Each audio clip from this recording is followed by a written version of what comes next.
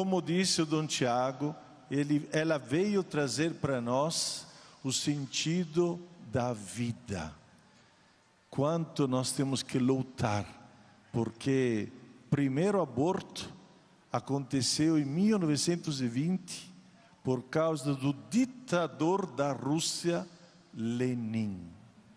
Em 1999, na Rússia, tinha uma média de 7 abortos para cada mulher. 7 abortos para cada mulher. É uma coisa horrorosa. Então, Maria é a Virgem da Esperança. Ela, peregrinando para o mundo inteiro, está peregrinando, semeando esperança, que se acabe de uma vez este delito, este crime de acabar com a vida. Já tem muitos mortos por ali. Se imaginemos lá na faixa de Gaza, quantas crianças morreram nesta guerra. Tudo na Ucrânia, ainda tem 19 mil crianças deportadas na Rússia. A Rússia raptou 19 mil crianças ucranianos. É um horror no mundo.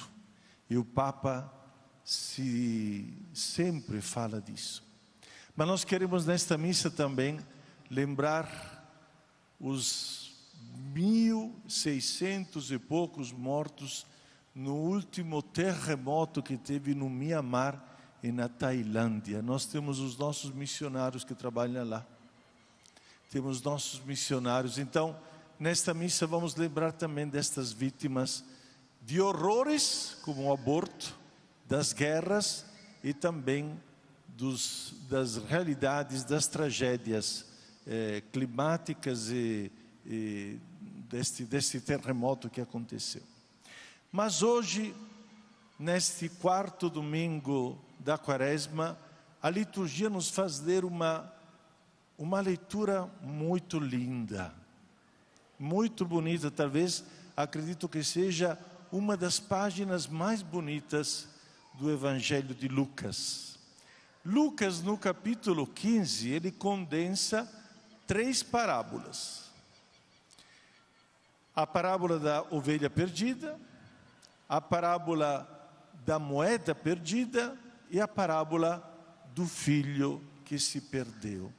Então, depois de ter narrado a perca de 2 coisas, de um bicho e de uma coisa, passa a falar da perca de um filho, de uma pessoa humana. Erroneamente, seja nas Bíblias antigas, pelo menos aquelas que foram escritas vários tempos atrás, erroneamente esta parábola se chamava da parábola do filho pródigo. Mas está errado. Deveria ser chamada a parábola do Pai misericordioso. Vamos dizer todos juntos, a parábola do Pai misericordioso. De fato, no centro desta parábola, não está tanto o primeiro filho, o filho mais novo ou o filho mais velho. No centro da parábola, temos um pai. Isso já nos lembra, né? Porque todos nós temos pais. Temos ou não temos um pai? Temos. Temos o pai do céu e temos o pai na terra. E também todos nós somos filhos. Sim ou não? Quem é filho primogênito, que não ser o primeiro na família? Levante a sua mão e diga, eu. Pronto. O senhor é primogênito? Nossa senhora, eu não. Quem são os filhos segundo, terceiro, quarto, quinto que vieram depois? Diga, eu. Nós temos que tomar cuidado porque temos que ser pródigos, né? Mas, o que aconteceu? É sempre importante ver para quem se dirige Jesus. Para quem estava falando Jesus? Bom, ele estava sentado num ambiente onde tinha tudo pecadores. Eram todos pecadores. E mais ainda, os publicanos, isto é, que eram os pecadores públicos. Vocês lembram de Mateus, que estava sentado na coleta dos impostos? Então, era um publicano, isto é, um pecador público.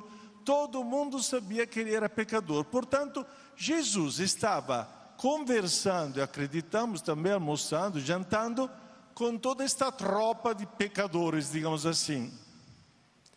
Fora da casa, tinha aqueles que apontavam o dedo com Jesus.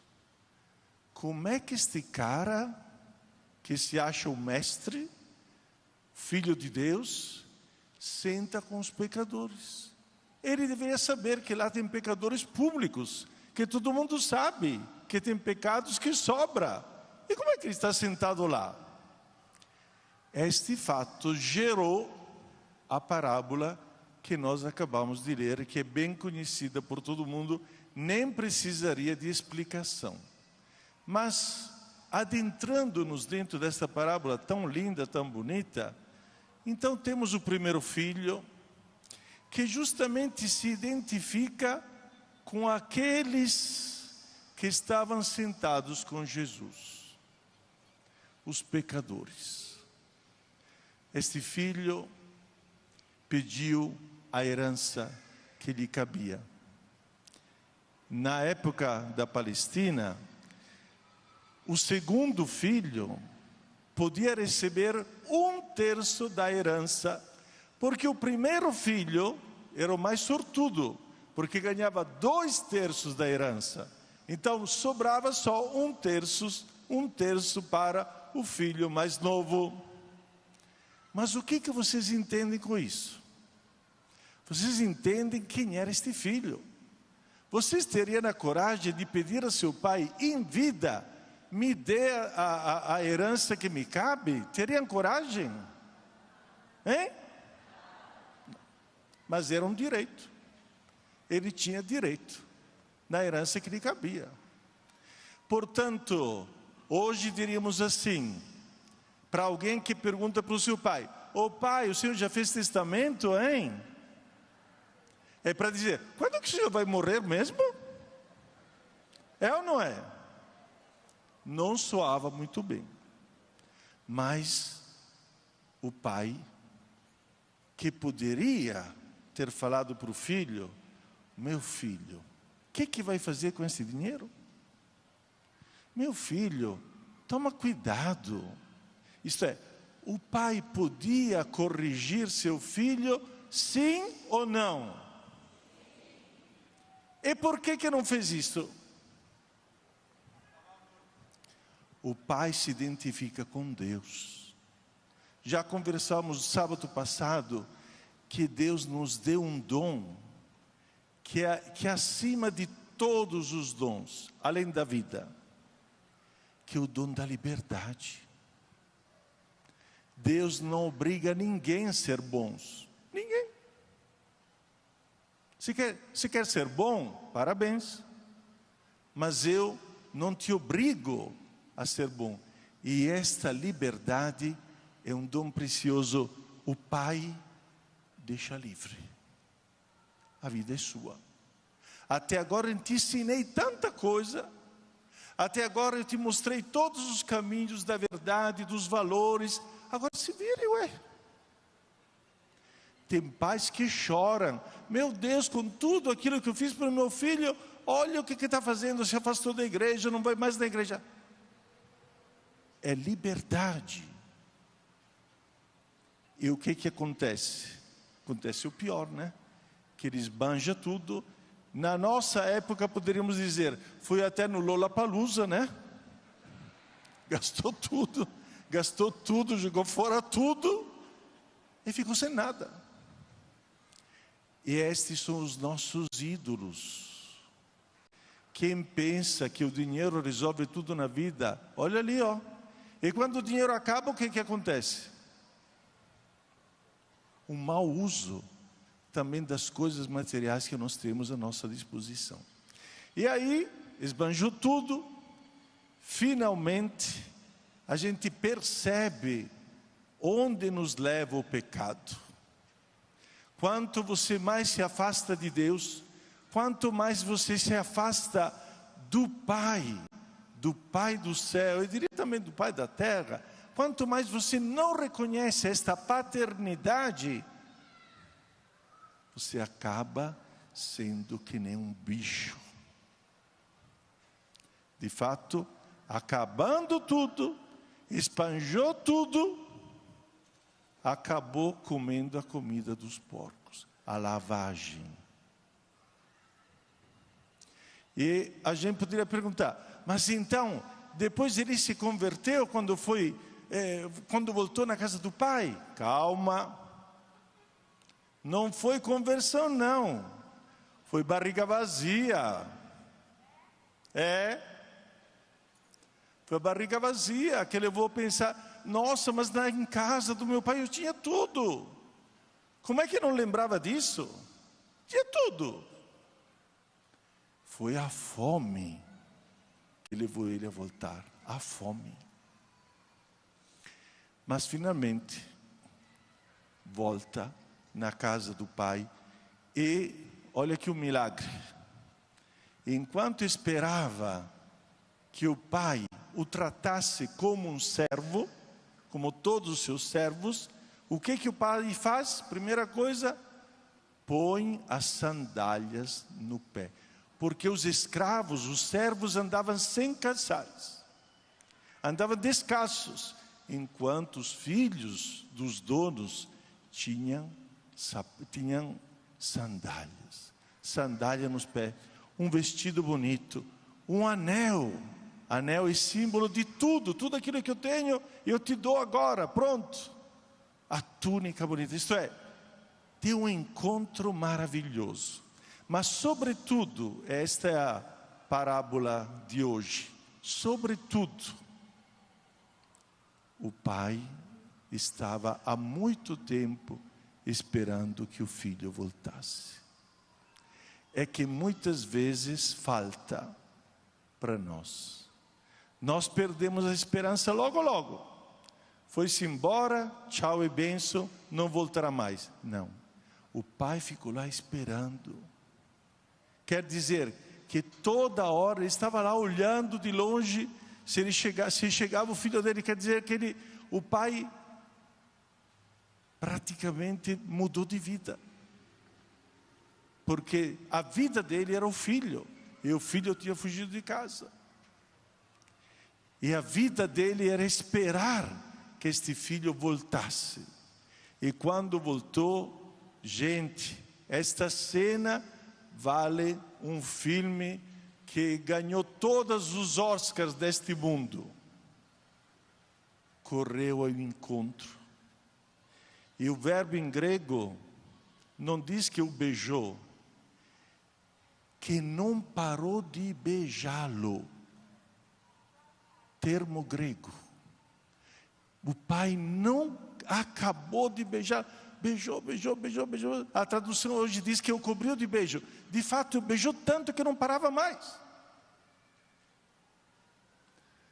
E este é o ingrediente que muitas vezes falta no relacionamento pais e filhos. O afeto, o amor.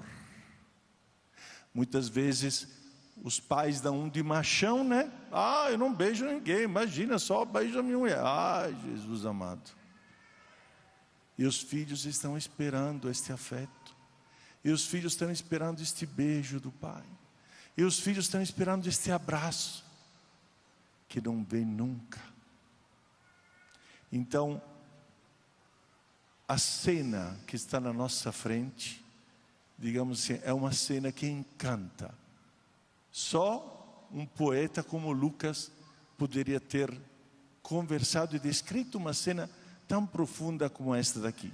Mas vamos lá, faltou. Quem é que faltou na cena? Falamos do pai, falamos do primeiro filho. Quem faltou? Quem faltou? O filho mais velho. De fato, o filho mais velho, que estava sempre dentro de casa. Olha aqui, Jesus pegou o exemplo dos pecadores que estavam com ele, ao redor dele, e Jesus agora tem uma lição para aqueles que estavam lá fora, que eram os escribas e fariseus, que sabiam tudo de Deus, que eram os perfeitinhos, que nunca erraram na vida. É o segundo filho. E Jesus tem uma palavra também para o segundo filho, através da relação que tinha com o pai. Ele era perfeitinho, fazia tudo. Mas veja só, vou dizer uma coisinha interessante, que eu descobri também nestes dias. Se vocês forem ler esta parábola, que eu recomendo de ler durante a quaresma, que é maravilhosa, percebam bem, no texto de Lucas, capítulo 15, no texto, se fala do pai, da palavra pai, 12 vezes. 12 vezes. 7 vezes é o narrador da parábola que fala, né? Jesus, praticamente ele que estava narrando a parábola. 7 vezes. E 5 vezes a palavra pai sai da boca do filho mais novo. O filho mais velho nunca falou a palavra pai. É terrível. Aquele que estava em casa, aquele que servia, o perfeitinho, perfeito, ele não tinha nenhum defeito, porque estava sempre lá em casa, sempre blá, blá, blá, blá. Nunca falou a palavra pai, porque para ele o pai era um patrão. Eu te servo desde sempre, e você nunca organizou uma festa para mim, nunca. Como termina a parábola? Ninguém sabe, porque Lucas de propósito não fez um final. Não temos um final desta parábola, porque todo mundo pode ser o filho mais novo ou o filho mais velho. Não se sabe se depois o filho mais velho se converteu, entrou na festa para festejar pela recuperação do filho mais novo. Não se sabe. E não se sabe se o filho mais novo daqui a pouco, que recebeu mais um dinheirinho, foi esbanjá-lo de novo. Ninguém sabe, porque lá dentro agora entramos cada um de nós. Cada um de nós pode se sentir o filho mais novo, pecador, necessitando de perdão. Cada um de nós, os pais, sobretudo, pode se colocar no lugar do pai, para saber se estão agindo como pai do Evangelho, ou se estão agindo como pai deste mundo. E cada um de nós também pode assumir o papel do filho mais velho, que talvez cabe a muita gente esta figura do filho mais velho, daqueles que estão sempre dentro da igreja, que estão sempre servindo o Senhor, que estão sempre... É uma boa reflexão para esta quaresma. Boa reflexão. Amém?